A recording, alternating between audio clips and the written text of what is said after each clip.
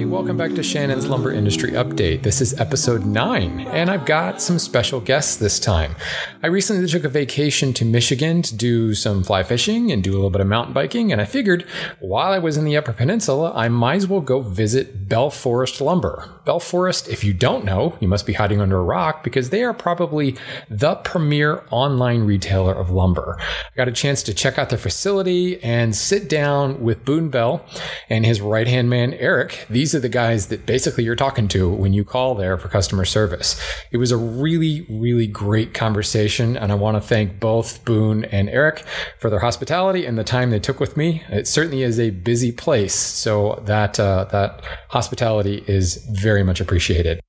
Let's get to the interview, shall we? I'm here with Boone and Eric of Bell Forest Products, and just happen to be in the neighborhood, you know, as one just happens to stumble into the Upper Peninsula and find your way into Ishpeming, Michigan. Did I say that right? That's Ishpeming? right. All right. I'm a local now. You guys have become kind of, I'd like to say, a big deal in the online retail lumber business. I talk to like my own hand tool school students. I talk to people who call in to me at the lumber yard saying, where do I buy lumber online? And I'm constantly saying Bell Forest is the place to go. And, you know, maybe one or two other companies come up, but they keep coming back to Bell Forest. And what I'm constantly hearing is great selection, great quality material, great customer service. So listeners can't hear this because we're here in the facility now, and it's not like this ginormous building. You know, of course, there's lumber when you walk in, and there's, you know, a staff of people walking around, but it's kind of you two guys running a lot of the customer service end of things. Let's back up a little bit.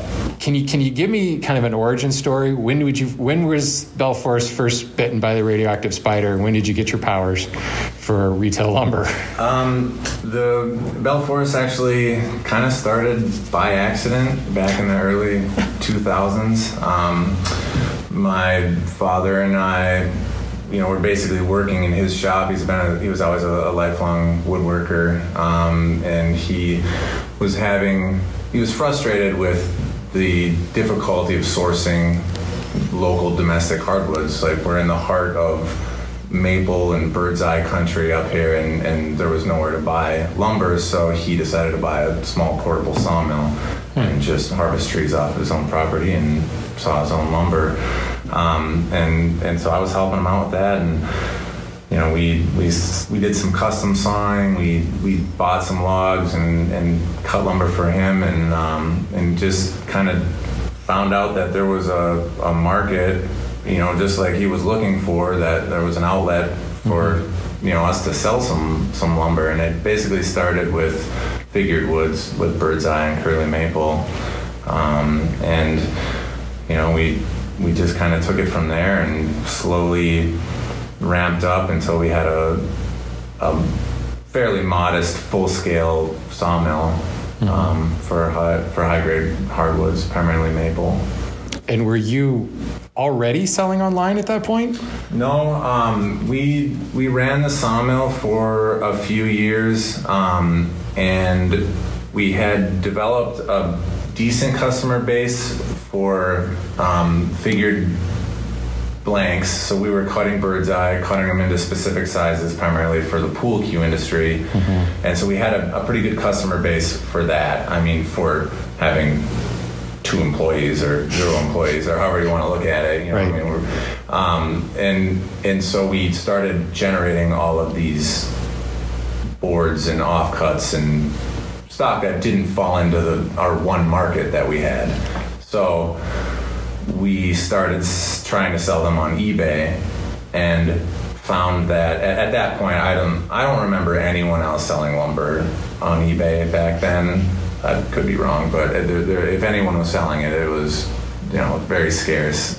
It was like you guys. Right. I remember that. It was somebody who owned a sawmill, right, and had these random odd-shaped pieces. Right. And I bought a lot of it. What happened was we ended up getting better prices for the offcuts than we were for the product that we were trying to market and sell to our, you know, this pool cue market.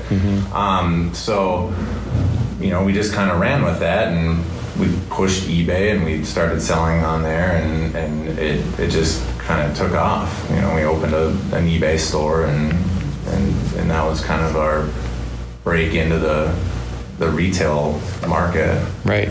That sounds about right. Yeah, it was kind of the perfect timing in that respect, because eBay was a launch point for a lot of small businesses that provided that infrastructure, and then eventually you kind of say, all right, let's start our own site and go from there. It's interesting, though, because I was talking to Eric earlier. I ran a small online retail division of the McIlvaine Lumber Company called Hardwood to Go for a while. We ended up shutting it down, frankly, because it just didn't mesh with our business model. It's too hard to run a wholesale lumber yard with forklifts and trucks running and bundles of lumber by the 1,000 board feet, and then this one little tiny corner of the yard with boards, being sold by the board. And it was such it was a lot of work to get that going, to list every single board individually, take photographs of the front and back, because again, the customer was, guys like me, weekend woodworkers that were selecting every single board, and they had to have that perfect thing. And especially when you're talking about figured lumber, they're looking for, the AAA grade, luthier quality type stuff. And they want to see both sides of the board and how thick is it and what are the exact dimensions. It wasn't acceptable anymore to just say it's 6/4. Right. Because a lot of the customers didn't know what that meant. Right. Some of them came to know, but then... That's finished at 1.5 inches is 6/4 to them. Exactly, yeah. And then there was the other aspect of, well, I know what 6/4 is rough lumber, but what does your 6/4 mean? Because some people, it's plump, some of it's scant, and getting these questions coming in over the internet from far-flung reaches of just this, country, really. I can't even say North America, because shipping to Canada is kind of cost prohibitive. But being able to kind of shift gears and deal with all those questions, but then what you're saying is absolutely right. The price was quite a bit higher, because now we were dealing with the individuals who just needed that one board, and for them, whatever it was, the extra $5 on the margin really meant nothing, because this was going to be the heirloom chest that was given to his daughter for whatever, and it totally changes the game. Yeah, what's the alternative? What are your other options for finding that specific piece of wood? You go dig through piles at a large lumber company, or it's a small price to pay to get what you want. Especially the figured stuff, because in my business, figured is a defect. All the millwork houses and all of the guys running flooring and who want crown and things like that, bird's eye, that's called a tear out nightmare through a 6-head molder. So all of when the material comes down to my yard, it's very different. It's FAS, straight grained, FAS on the low end. For the millwork industry, FAS is not even close. The 80% clear and a 6x8 board with smaller clear cutting sizes won't fly. I need a 15-foot, 100% clear board to run that crown. That's the stuff that we see when the figure comes through. We actually submit claims and send it back. So it's a very, very different world, and maybe some of it ends up here. No, I don't know. Possible. So today, you made it because you've got both domestics and exotics now. Any idea your percentage breakdown? How much is domestic and how much is exotic? Boy, Eric. Pretty hard to... We do so many, a lot of turning stock and lumber and then different thicknesses. So, we have, board footage-wise, it's probably... That's got to be pretty close to it. It's got to be pretty close. Right? I mean, 50-50. Maybe 60-40. Okay. That makes sense. Yeah. Which way? And probably 60-40, I'd say domestic. Yeah. I would think so. Yeah. Because you still have a strong skin in the game on the maple side of things. Mm-hmm. At least, when I've looked over your website, there's still a lot of that core figured maple. Is that all coming locally? Yep. Okay. Yep. All of our bird's eye maple, curly maple, that's all locally sourced. Because I've run into the same situation where, say, British Columbia, where all the Douglas fir comes from. locally they can't get Douglas fir because it's all being shipped somewhere else. And I've got guys who call me from BC going, I need Douglas fir. And they're calling me in Maryland. I'm going, but you're in British Columbia. It's like, I know. Right. I see the trucks drive by me every day, but they don't stop at my house. We've run into that with customers in other countries where they're ordering ebony from us and we're shipping it to Africa. I mean, I don't know if that's an accurate example, but that's what we're dealing with. That's just a regulation import nightmare right there. The amount of paperwork required in that. And wow, yeah, that's also a Lacey Act red flag too. You're shipping where? But it came from there. Yeah, you don't get too many Leeds building points when it crosses the Atlantic and then crosses back across the Atlantic. Right. Yeah, that's a little tough. So today, it's still primarily retail or 100% retail. Is there a commercial aspect? Are you selling to contractors and builders? Yeah, I mean, locally, we sell far more domestic lumber than exotic. Mm-hmm. We have, of course, hobby woodworkers that are in the area that come in and they buy our cutoffs, or they shop for bowl blanks or exotic woods. But local contractors and cabinet shops and that sort of thing, we do a fair amount. I mean, it's nowhere near what we do retail through the website, but it's a pretty big chunk. So, and we do wholesale, not just locally, but we don't do a lot of wholesale, but we do some. It's interesting because I'm starting to wonder if wholesale is dead. Like, the whole concept seems to have fallen apart with the internet. Now everybody can reach everybody, and you don't have to have this kind of set distribution channel where you talk to your guy and then he calls his guy, and then eventually you end up with the material. And every step of the way, everybody's taking the little piece of the pie. I know that, my phone rings from Susie Q homeowner who's looking for a couple of pieces of something, and Googled it and found us. Google is the great equalizer that has now found it made supposedly everyone findable. We all know that there's tricks to that game, to getting found through the magic of SEO and such. But I've started to see the margins of the wholesale price and the retail price. While they haven't met, they've started to get a little bit closer. Would you agree with that? Yeah, absolutely. Our margins on, lumber, if we sell it just as lumber without, sorting it for something, whether it be figure, size, or thickness, or, the margins they're tight. Oh, yeah. And that's part of the reason we got out of the sawmill industry is those margins. We did the opposite of what you did at McIlvain, where you shut down the retail side and just stuck with the wholesale. We were having trouble on the wholesale side, and so we just shut that down and went full retail. Sure. And so yeah, absolutely. I mean, our margins. I mean, Eric, you deal more with the purchasing and all that, but. We were seeing that more and more, where right. the wholesalers are accessible to our customers, basically, so we have to be really competitive. And yeah, it becomes this difficult thing where now what used to be a customer, now you're selling to your customers' customers, and lots of people getting upset and phones ringing. There's a lot of that going on. Yeah, it's tough, but what do you say? Hey, they called me. They found my website. They called me. They're basically shoving money in my face, saying, "Take my money. What do you want me to do? Walk away from that?" I've had to have a lot of difficult conversations with customers that we've been doing business with for 80 years. And you want to say, look, we still want to do business to you, but at the same time, you used to buy, in my world, you used to buy 3 truckloads a month.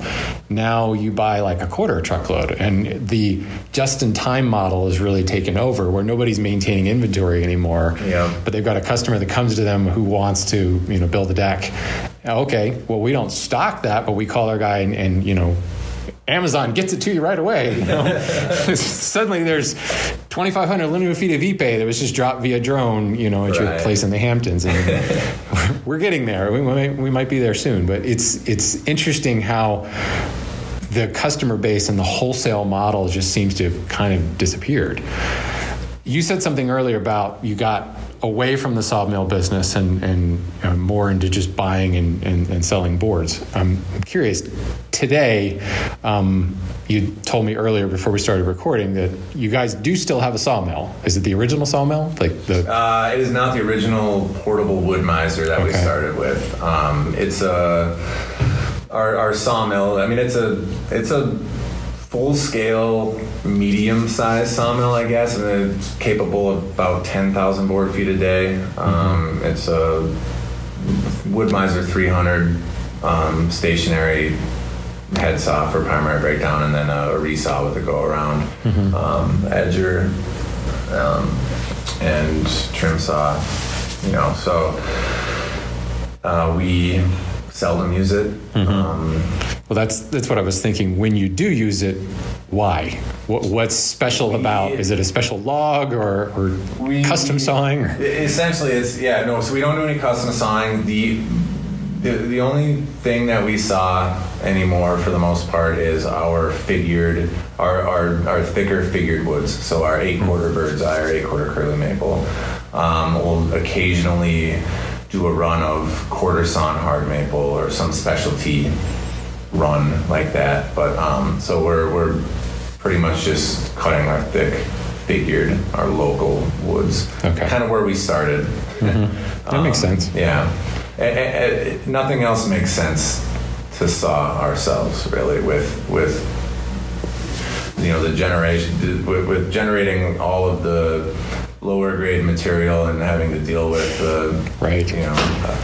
the scrap and it's just not doesn't make sense. For our viewers that don't know, what would you say would be waste out of a log? If you saw a log, and say you've done a good job and you've picked a good log, you know, what are we talking about here? Waste versus usable? I mean, I figure when I'm buying a bird's eye log or a curly maple log, if it's a good log with a small heart, I figure 50%. Yeah. You know, sometimes it's more, sometimes it's less, but that's kind of what I base it on. And that other 50%, is any of it usable? I mean, potentially bowl blanks or well, I mean, bowl blanks would be, you know, something that that would be the good stuff, you know. I mean, fair enough. Yeah. So, you know, I mean, it pen can blanks. be, yeah, right. You know, possibly, but then you get into how much labor is it going to take to extract a pen blank out of right. Then it's a hoarding problem because now you've got just stashes of pen blank. Yeah. Well, and actually, you know, I was kind of joking, but now that I think about it, pen blanks almost don't work because you need more figure. Over such a small real estate, you need tighter packed figure to make that work. So you end up with just trash, really. I mean, there's really nothing that can be done with it. Yeah, so firewood. Yeah, I mean, firewood. You don't even saw it and put it in the kiln. Yeah, just you use it to fire the kiln. Right. So that's my other question. Do you guys do your own drying here? We do, and that material that we cut, that thick figured wood, that's the only thing that we dry. Okay. So everything else that you stock is coming in from a mill, more than likely, direct from a mill, or maybe somebody like myself. Yeah, a sawmill or an importer if it's on the exotic side. A concentration yard, that sort of thing. Right. A wholesaler. And you guys aren't importing directly, are you? Very little. I mean, a couple specialty items here and there, but for the most part, no. Okay. We leave that to the experts in the importing. It's difficult because we do over 100 different species, so we're not going to buy a container of Paduke or something. like we're doing a little bit of everything, so it's hard to justify getting into that. So how does that work? Again, I don't want to throw away trade secrets here or anything, but because that was one of my thoughts is the company I work for does import directly, and the reason we do that is because we are buying container loads at a time, but we really have a core of about 11 species, and maybe 3 times that much kind of on the outlier, but we're really focusing on those 11 species. How do you guys do that when you're buying so many different species? It is tricky. We have several different vendors that we work with that we've had expectations over the years, and we know what they're going to supply, and if we have problems, then they go good for it. That's good. It's basically trial and error when you start doing something like that, or you get a couple bad loads of Padauk from one vendor and you realize that maybe they're not drying it properly or something, and you just kind of switch and still 15% European standard, and nobody redried it. That is a huge challenge when something like that happens. Luckily we have a facility where we can throw in the kiln and finish it off, but we typically don't do that. Yeah, well, I mean, it adds a lot of labor, turn time, and cost when you bought it with this expectation, and now I'm throwing a bunch of other stuff on there. Yeah, that's a little tough. So, how many species did you say that you guys have? We do over 100. Wow. I mean, it's an organizational nightmare. Yeah, when you count like all the different sizes, like some certain species we might only have pen blanks, or we might have a particular size of turning stock, and then other species we might have a whole bunch of different turning stock and 4 different thicknesses of lumber. Mm-hmm. So some of them, like walnut for instance, we might have 20 different stock sizes, turning blanks, and then 4/4, 5/4, 8/4, 12/4 lumber. But like Mopani, an African wood, we only have pen blanks and 1.5 square by 12 turning blank. So so it's not like we have a huge inventory of over 100 different species. Yeah, that actually, that does kind of simplify it a little bit, instead of just a little. Well, because you're getting closer to the end product, closer to the customer and the specific use. Yep. So as you're buying these materials, and specifically thinking some of the exotics and such, are they already here in country, or are they somewhere in far-flung reaches of the world? When almost all of it's in country. Okay, so that makes it so much easier. Yeah, it does. And we either buy like you were saying, lumber, like boards, and then cut it up into our sizes, which we can do here. Right. Or a lot of the stuff actually gets cut. It'll get cut to size in the country of origin and then imported, and then we buy the specific sizes.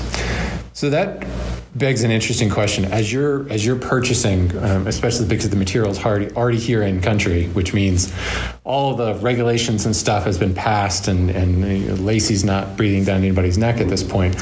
How do you guys make sure, this is one of the first questions that I get from everybody, how do you guys make sure that you're buying stuff that's legit, that is legal and is coming from sustainable sources? And what does Bell Forest do, to quote the U.S. Lacey Act? What does your due diligence look like to make sure that we're all doing the right thing? So we don't get Lacey Act paperwork for every single shipment. No. Like I was saying earlier, we have very specific vendors that we work with that we've been working with for years. So we do check with them from time to time, especially if we're exporting it, if we're re-exporting it, we need certificate of origin, Lacey Act, sometimes CITES.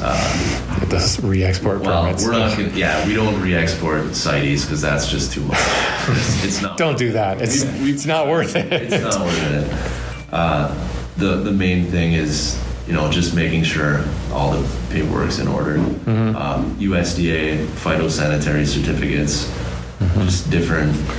But for the most part, we rely on our suppliers.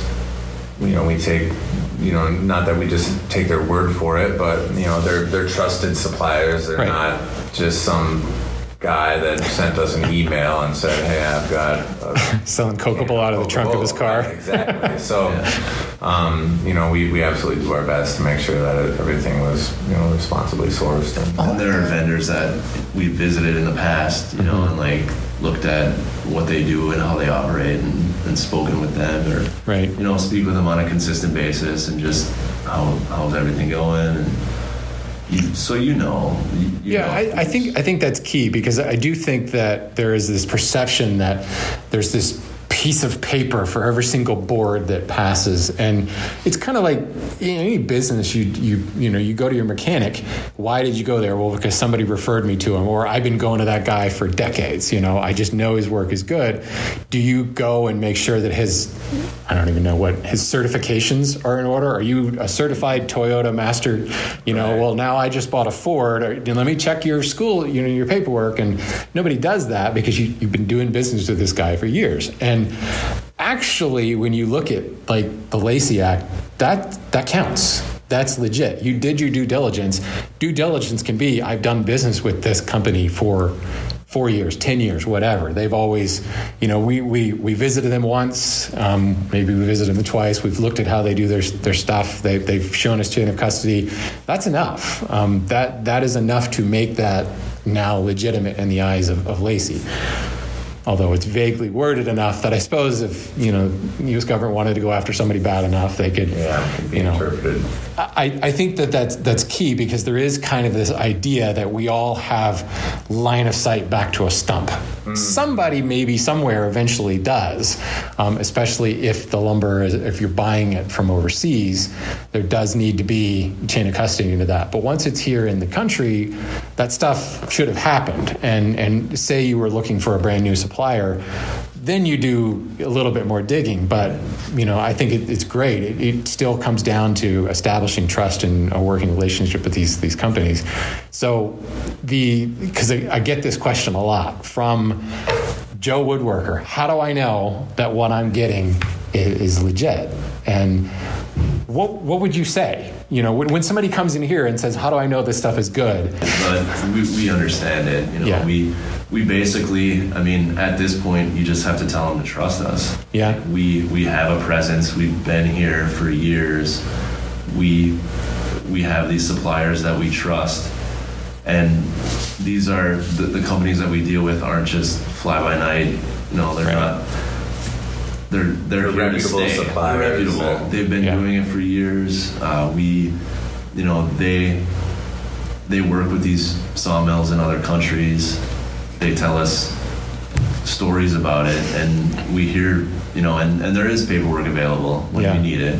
Well, the fact is, if the stuff you're buying is already here in country, all those checks and balances have already happened. Right. From a legal standpoint, but that's not, that's not what we're concerned with the legality of it, but we're not just going to say, well, I don't care who we buy. It's not my problem. Yeah, right. Sure. It is important. And, if we ever do take on new suppliers and stuff, we absolutely, check, they have to see paperwork and know and get to know these people and try to build a trust. And just like our customers have to trust us that that we did source this material responsibly or down the line. So. Sure. And this brings me to my next point. I don't want to belabor the whole legality thing. I think the important thing is trust us. I think that's a pretty good way of looking at it. As retail consumers in the U.S., we can feel pretty safe that the material that we're buying has been vetted along the way, and we can feel comfortable there. And the U.S. Fish and Wildlife, even they've reached out to us in the past about different species where they'll purchase samples of species that recently went on the CITES, and they have them in their records where they can inspect wood that comes in, so they have a reference for that.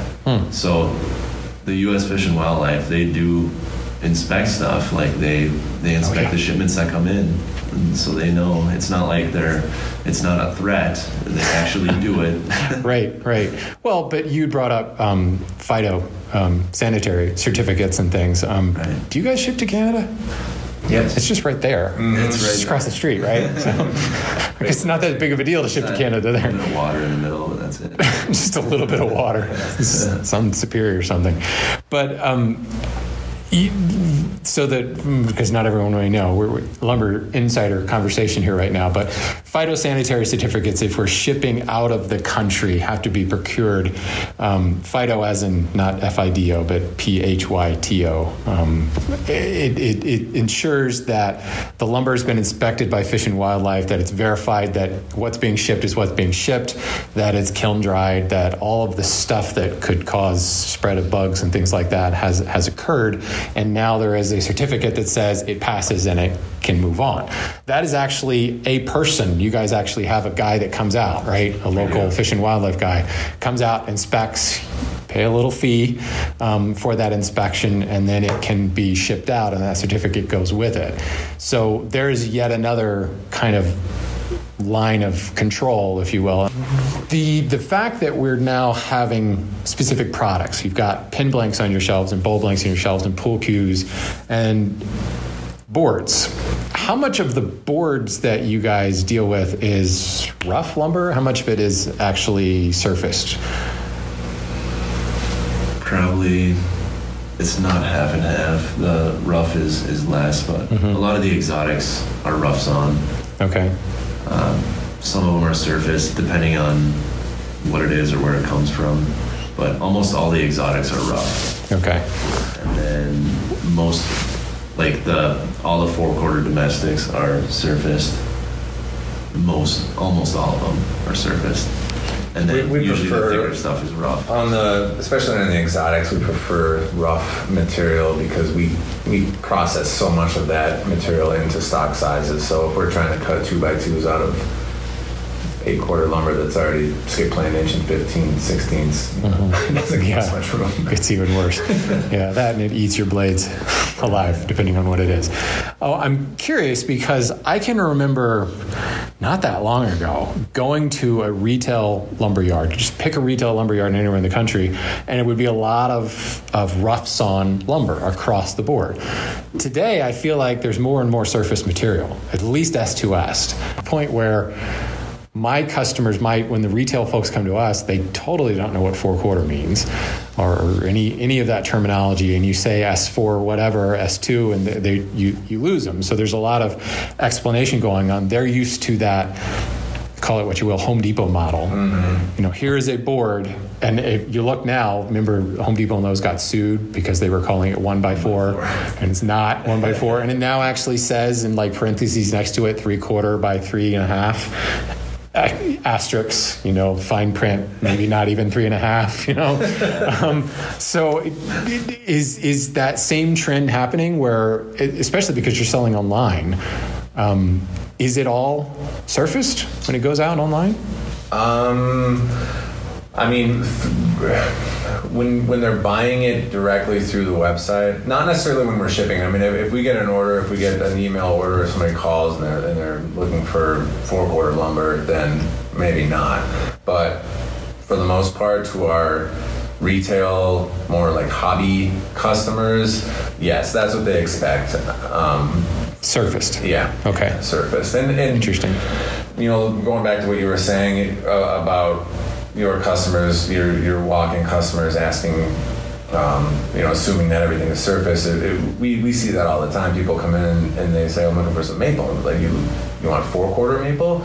No, I want 3/4 maple. They don't. They don't understand, or that's just not what they're used to. And for our walk-in purposes, we keep most of our 4/4 lumber at surface at 15/16 just to give the if somebody needs it down to 3/4, then we can do that. But right. If we can't make it thicker, so we don't want to just have 3/4. Everything S4S. If some people like to do their own planing, they want to flatten their material themselves, or So, but yeah, the vast majority of the lumber that we're shipping out, that was ordered to our website is surfaced. Interesting. To varying degrees. I mean, it might be a 13/16 with one straight edge, or it could be S4S to 3/4 or thinner. But right. not a lot of just straight rough stock. Okay, that jives with what I'm seeing. I think that there is just again, the internet has been the equalizer, whereas maybe they didn't have access to that wholesaler before. Now everybody has access to everybody, and we as an industry have to kind of stop using our weird, obscure terminology because no one else understands it. And 4/4, don't even get me started on the board foot thing. oh yeah. I have 3/4. Right. I have a personal theory that board footage as a measurement volume will actually go away probably in the next decade, just because less and less people use it. Yeah. I mean, it can be very confusing with the conversion of board footage and especially with thicker lumber, 5/4, 6/4, 8/4. Right. I mean, we do a lot of educating our customers. It's constant, but I think that's where the good customer service feedback I hear comes from, because I've heard that story many times. I didn't know what I was looking for, and I've specifically heard Eric really pointing me in the right direction. I ended up with a great piece. So that's great. I think that's part of the job, right? Go into any store where you're looking to buy something, and hopefully there's a salesman there. Yeah, it is interesting though. Most of the time, if you call Bell Forest, one of us is probably going to answer the phone. And I don't think people are really used to that, but it allows us to really give the best customer service that we can. Sure. We have full control over over our customer That's nice. base that way. So, and I was gonna mention our handpick your board section on our website. When you talk about thicknesses and people, that's the beauty of that option on our site. It allows people who aren't necessarily woodworkers to be woodworkers without having the tools to plane or join a board or that. So that if they want to build something, they can browse through and pick the size that they want, the species and all that. And that's been a really great thing for us and for our customers, and people just love it.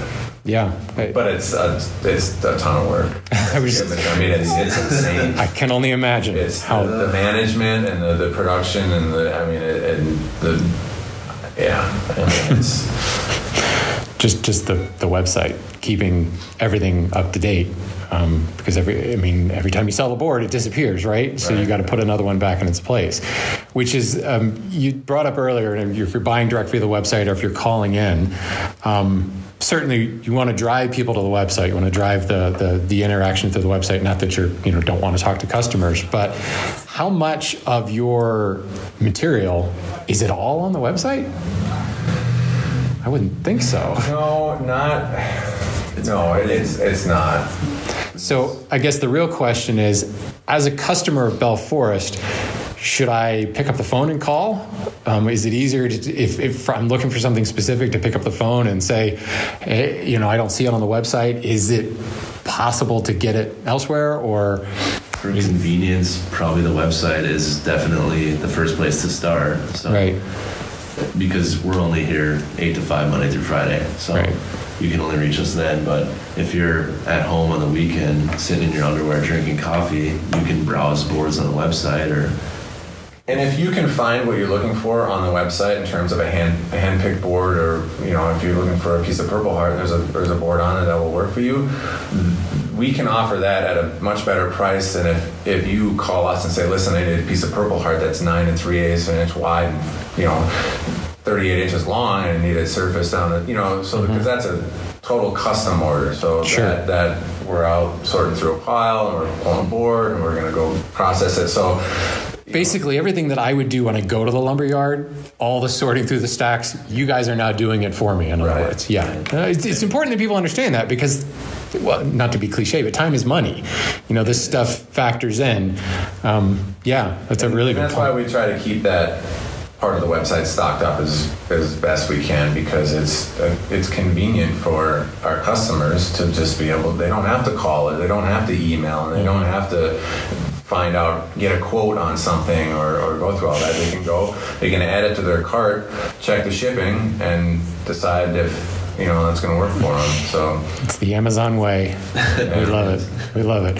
Which brings up the point when I kind of polled my listeners and talked to some of my local folks and said, what questions do you have? They all want to know how the hell you work the shipping thing.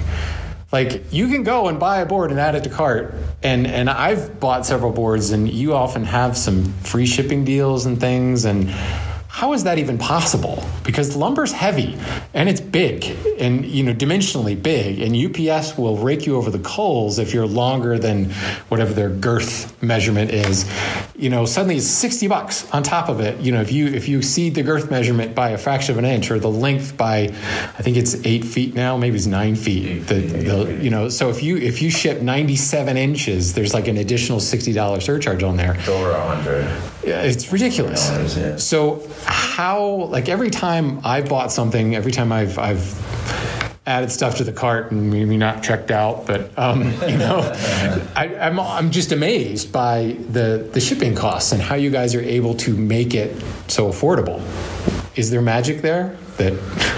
I mean, we negotiate with the shipping companies, and shipping is one of the biggest obstacles that we see, being where we're located and just the whole, that aspect of our business. We're shipping 95% of everything that we sell.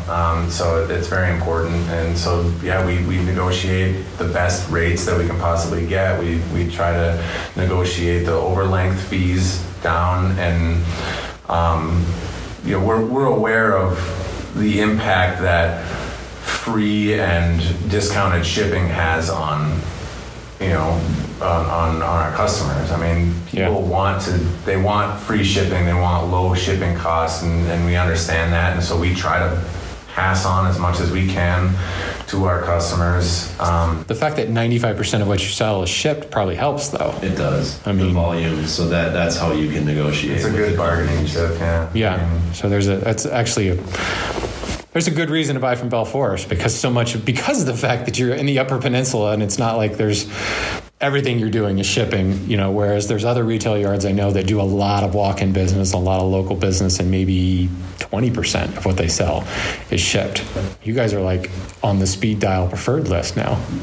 And we'll do whatever we can to get that shipping cost down for our customers. So that's it's something that we work on. Yeah, and the more efficient we can get with our shipping process, with our order filling and order pulling and packaging, and because there's a lot more that goes into it than just grabbing a board and it's magically shipped, obviously. Yeah, wrapping it up and packaging it is a totally other. I hated that. I hated that part of things. Yeah, I've got many bruises from dropping 60-pound packages that, you're trying to wrap it and it falls off the sawhorse and hits you in the shin, and it's a nightmare. How many people do you guys employ here? We have 11 total. Still, that's still a small operation for, the service we're seeing. And you look at the website. That's the wonderful thing about the internet. You look huge on the web. There's this enormous organization. It's great. That's fantastic. What's the future of Bell Forest? What do you want the listeners to know that's either coming or what are you excited about for the next 5 years? What we don't want to become is the Amazon of selling wood online, in terms of the loss of quality control and customer service and accountability, and so we want to have a huge web presence. We want to be the place to go for shopping for wood online, but we want to keep it under control and not get too big. Mm-hmm. We want happy customers, and we just want to keep it manageable. We'd like to increase. We're always looking to sell more species and offer more sizes, and we're slowly growing. We're not taking any huge steps, or we don't want to make any big mistakes, but just keep on keeping on, doing what we're doing. I mean, people are happy. We want to, try to get more, ramp up our hand-picked boards so that there's a better selection there, and we try to do that, and just kind of keep everything going. We want to make our processes more efficient too. So like when we're at this point right now, we're still growing slowly, but if we can focus in different times of the year to make shipping more efficient, or make listing hand pick boards more efficient, or cutting stock sizes more efficient, like that's a big part of what we want to do, because then we can still grow without having to lose that customer service and that quality control, and right, that's very important to us. Do you have a grader on site, or is it just pretty much the way that you're buying? I would imagine it's already graded, right? We buy it all the lumber graded, and then after that, grade kind of goes out the window when you start cutting it into, stock sizes and, Yeah, right. Yeah. You're down to smaller bulb lengths. How do you grade a bulb length? Right. You don't. Yeah. Well, guys, I really appreciate it. Thank you so much for your time. Absolutely. And, if people have questions, they will probably contact me on the website. So I may be pinging you over the next couple of weeks saying, hey, somebody wants to know this. Really exciting. Glad to be up here, and hope to buy some more wood from you in the future. Sure. Yeah. Thanks for stopping in. Happy to have you here.